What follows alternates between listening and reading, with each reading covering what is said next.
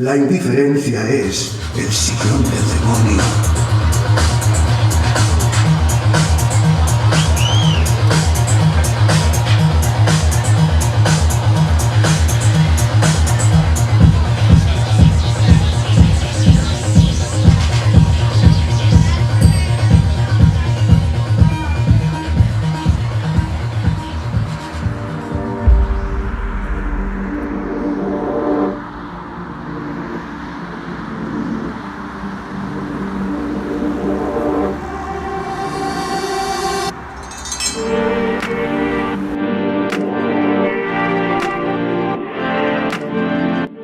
Bonjour à tous, je m'appelle Théo Soraline, je suis un étudiant du campus de Reims de Sciences Po Paris et avec d'autres étudiants on participe au programme IPAL du festival Reims Scène d'Europe. Et donc là je vous emmène à la Comédie de Reims pour accueillir les IPAL et faire les premières rencontres.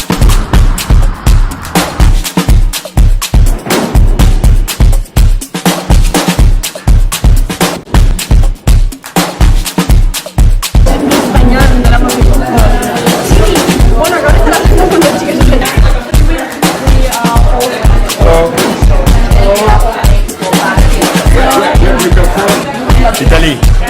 Italy. Dove? Bologna. De Bologna? Bologna, sì. Come ti chiamo? Marco Salvatore. Benvenuto. Beh sì, enchanté.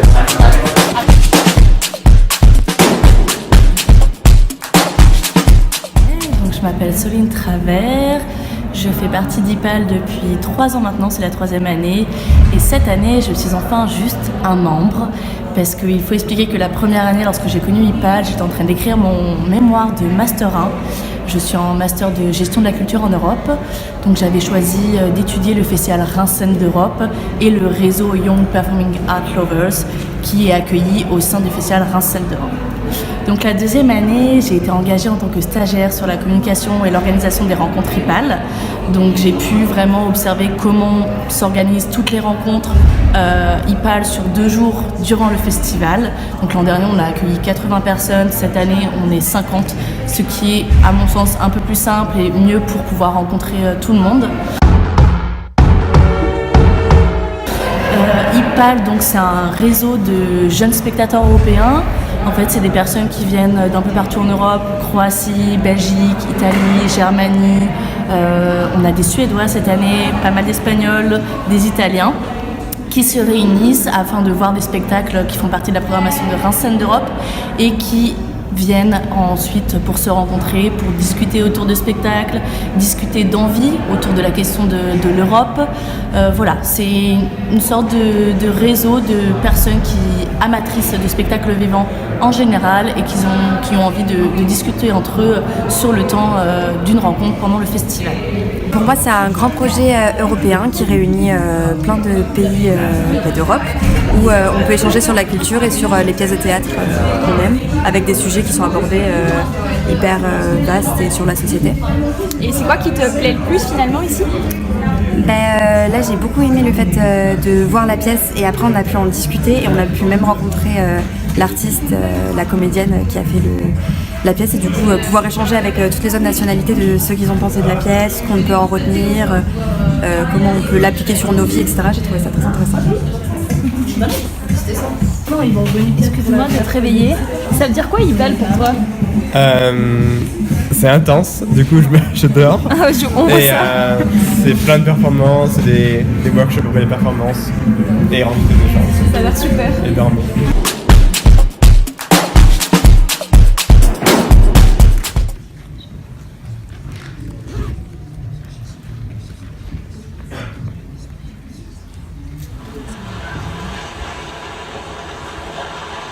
Des îlots de lumière, flottent sur l'âme.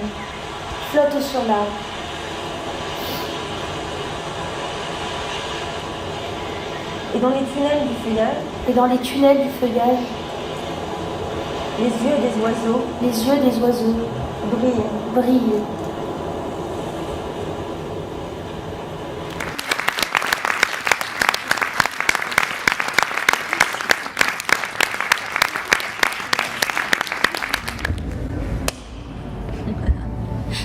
Bonjour à toutes et à tous et bienvenue au deuxième Facebook Live, je voulais dire Scénic Live, mais ça c'est autre chose. Facebook Live de Scénic, c'est notre troisième jour à la Comédie de Reims au festival Reims Scène Europe et nous sommes aujourd'hui en réunion de filles. Non, pas vraiment, parce que derrière la caméra, il y a un garçon. Ouais, mais bon, ok. Salut Alain. Bonjour à toutes et à tous. Bonjour. Tu vois, quelle harmonie. Et deux artistes qui vont tout à l'heure faire un concert à 18h30 se trouvent à côté de moi. Marie-Pascale Dubé, Léla Martial, bonsoir. Bonsoir. Comment allez-vous? Très bien. Même avant 1 heure du spectacle, 1 heure avant le spectacle. Oui, on a le trac comme il se doit. Des papillons dans le ventre? Ouais, dans le ventre, dans les oreilles, sous la langue. Ou des doigts, les mains un peu froides, un peu, ça bouge à l'intérieur. Ouais. Vous présentez un spectacle qui s'appelle Les Louves. Que se cache-t-il derrière les louves? Un spectacle, c'est une performance vocale qui s'inspire de la pratique des chants de gorge inuits. Et toutes les deux, on reprend cette technique de deux femmes, une en face de l'autre. Et on s'amuse avec des sons, des souffles. Et une autre base de ce principe, c'est d'utiliser l'inspiration comme l'expiration. Donc on va respirer ensemble pendant 3/4 d'heure. Le chant de gorge, je l'explique en 2-3 mots. Ouais. Ah, bien sûr. C'est ce que j'ai été l'apprendre dans le Grand Nord canadien avec Charlotte Romanik à Igloolik dans le Nunavut. Et c'est une technique où donc deux femmes, une en face de l'autre, il y en a une qui mène le jeu, donc qui décide d'un rythme, et puis l'autre suit.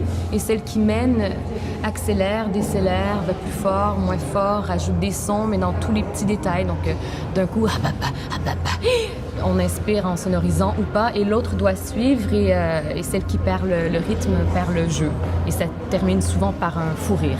Donc ça, traditionnellement, c'est vraiment un jeu de gorge.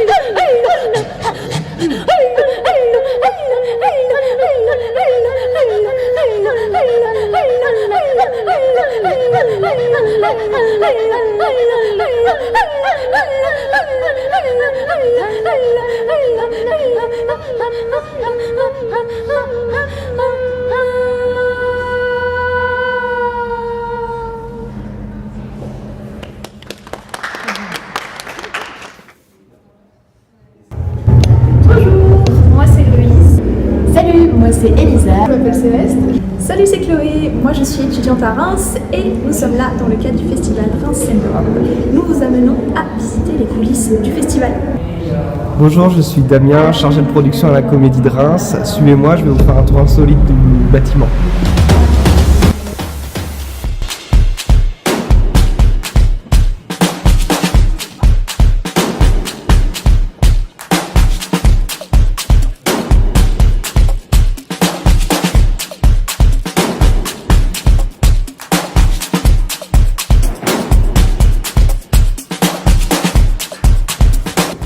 Donc en fait, la comédie a pour particularité de ne pas avoir beaucoup de cintres.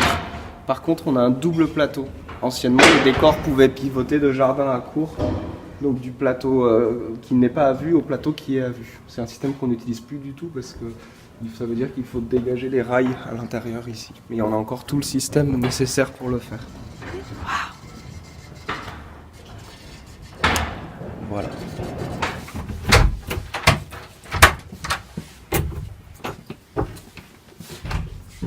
Là, je vous demanderai de rien toucher.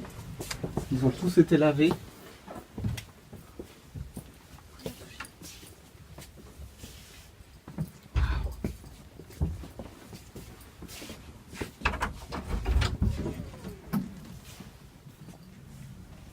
Et donc ici on a les c'est énorme. dernières réserves. Que là on a plusieurs années de création au niveau des costumes ici. Voilà. Tu disais? Ça va? Ça va?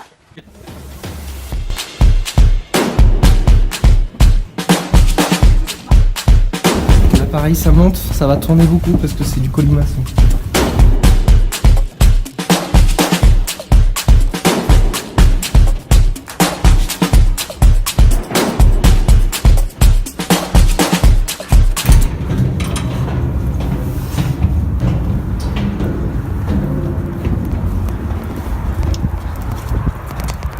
Bon là pareil, vous faites extrêmement attention, vous mettez vos pieds et vous basculez pas forcément.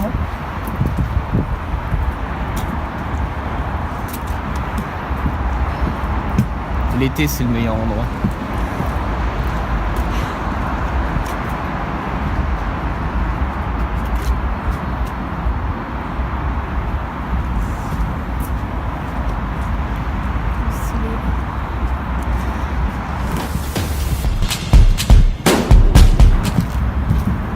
Et là vous avez vu sur la cathédrale.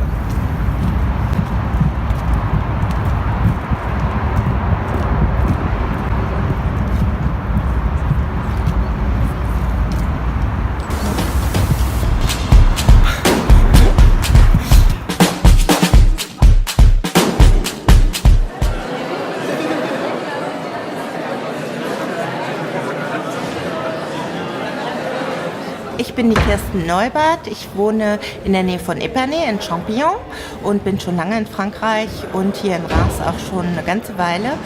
Und bin hier bei diesem Scène d'Europe Festival, weil das immer so schön ist und da war ich letztes Jahr auch schon. Und was gefällt Ihnen so gut am Festival?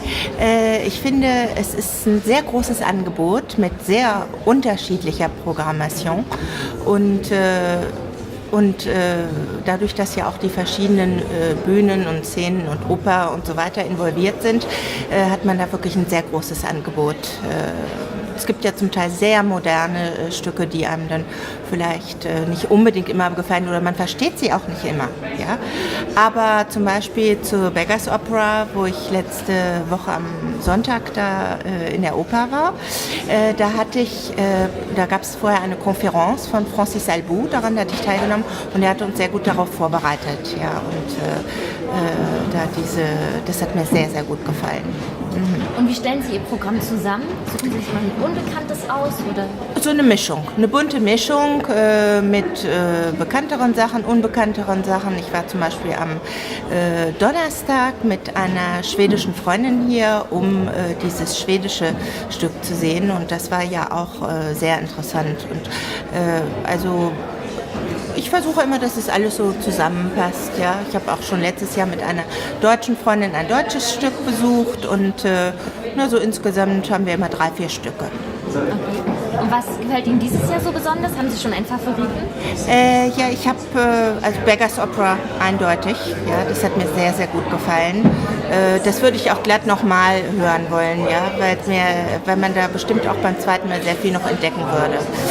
Aber so ansonsten, also dieses Stück am Donnerstag war sehr gut, Phoenix, und morgen ist ja dann La Belle au Bois dormant. Und da habe ich auch eine Karte. Ich meine, das ist ja auch alles so nah. Ja? Man kann auch viel austauschen mit den anderen, mit den Zuschauern. Und wenn man möchte, kann man die Künstler auch hinterher treffen. Ja? Also wir sind, ich glaube am Donnerstagabend war das, da haben wir dann hinterher was getrunken drüben in der Bar und da ist ja dann die ganze Truppe auch gewesen. Ja? Und dadurch, dass meine Freundin auch Schwedin ist hier in Reims, da ist das dann natürlich noch viel einfacher. Ja? Wir sind gerade angekommen aus Wien. Und wir haben eine Kooperation. La Comédie ist ja ein Teil der Europäischen Theaterunion und das Volkstheater Wien auch. Und deswegen sind wir hier und wurden eingeladen, das Stück anzusehen. Also Sie kommen auch für Concorde Floral? Genau, auch für Concorde Floral morgen. Und wir hatten selber auch Concorde-Chorei aufgeführt und machen ein digitales großes Projekt gemeinsam mit 4 anderen Theatern. Also mit La Comédie, Volkstheater, Schauspiel Köln, Thessaloniki ist dabei und Cluj, Rumänien. Genau, wir freuen uns hier zu sein. It seems interesting because it's a classical play, put differently. I think it's interesting that men are playing women roles, and I'm looking forward to see it. Bonsoir. Bonsoir. Est-ce que vous pouvez nous dire pourquoi vous avez choisi ce spectacle? Oui, bien sûr. On vient souvent au théâtre et comme c'était en espagnol et que je pratiquais mon espagnol, c'était une bonne opportunité. La pièce avait l'air sympa. Et puis il y a aussi l'acteur Jaime Lorente, donc c'était une bonne occasion de venir voir une pièce au théâtre. Voilà. Moi parce que je suis espagnole et ça me fait plaisir de voir des pièces de théâtre en France en espagnol. Et vous venez souvent au théâtre? Oui, j'aime bien le théâtre. Et moi également je fais du théâtre, j'aime beaucoup voir des pièces, donc j'ai décidé de les accompagner pour voir cette pièce-là. Bon spectacle, bonne soirée. Merci beaucoup.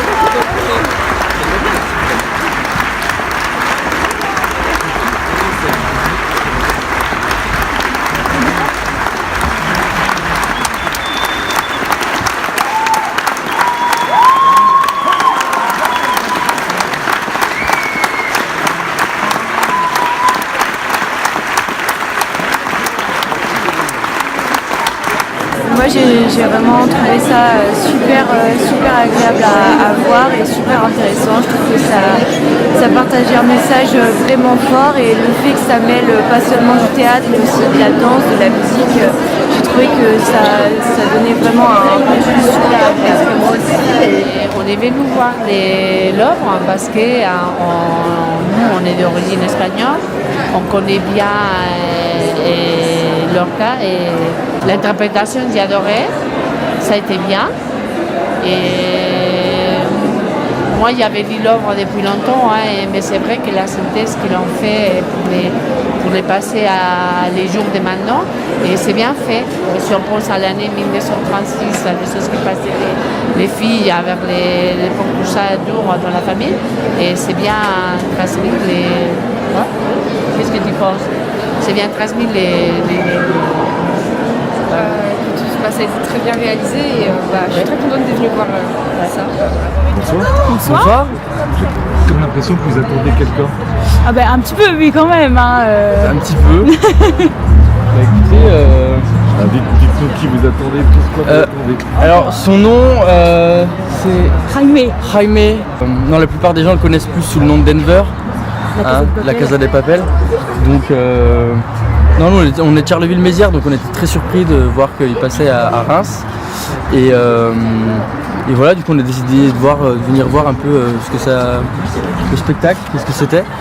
On s'attendait pas trop à ça, c'est un peu spécial, c'est très original, mais je trouve ça intéressant de pouvoir le découvrir dans une autre forme de quelque chose de différent de ce qu'on connaît déjà.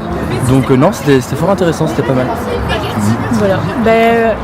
Après, oui, c'est vrai que c'est bien, c'est intéressant parce que ça parle de la souffrance des femmes en général, de comment les femmes doivent se soumettre à la force des hommes et tout ça. Et donc c'est bien de parler de ça. Je pense que c'est vraiment bien de parler de ça. Et vous attendiez à cette pièce-là? Non, pas du tout parce que voilà, je veux dire, l'acteur, on le voit plus dans un rôle de braqueur, donc de le voir habillé en robe, c'est assez choquant, mais c'est comme dit mon copain, ça sort d'ordinaire, donc c'est vraiment génial. Vous allez souvent au théâtre? Jamais. Moi j'y étais quelques fois pour ma part, mais là c'était vraiment pour l'exception. Et ça me fait rappeler que je devrais y aller plus souvent. Oui. Mais non, c'était sympa.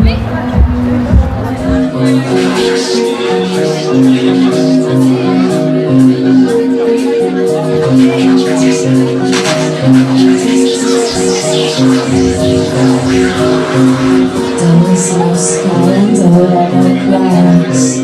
There was no rain, but I was soaking wet, and there was no thunder, there wasn't a sound. There were no words, but I could speak with tongues of fire. There were no words, but I could speak with tongues of fire. In my language. There were no roads and there were no cars. There was no light, but I could feel electrified. There was no God, there weren't any sin. There were no clothes, but I could read the creature's skin. In my language, I could read the creature's skin.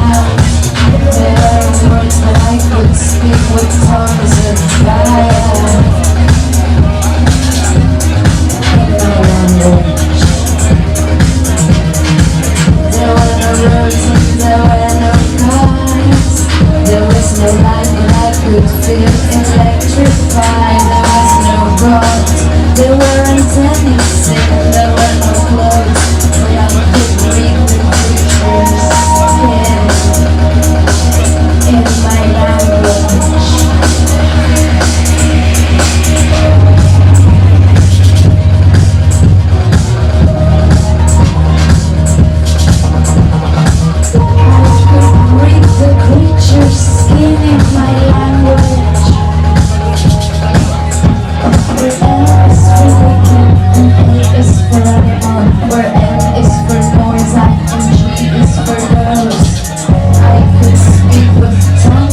Fire in my language.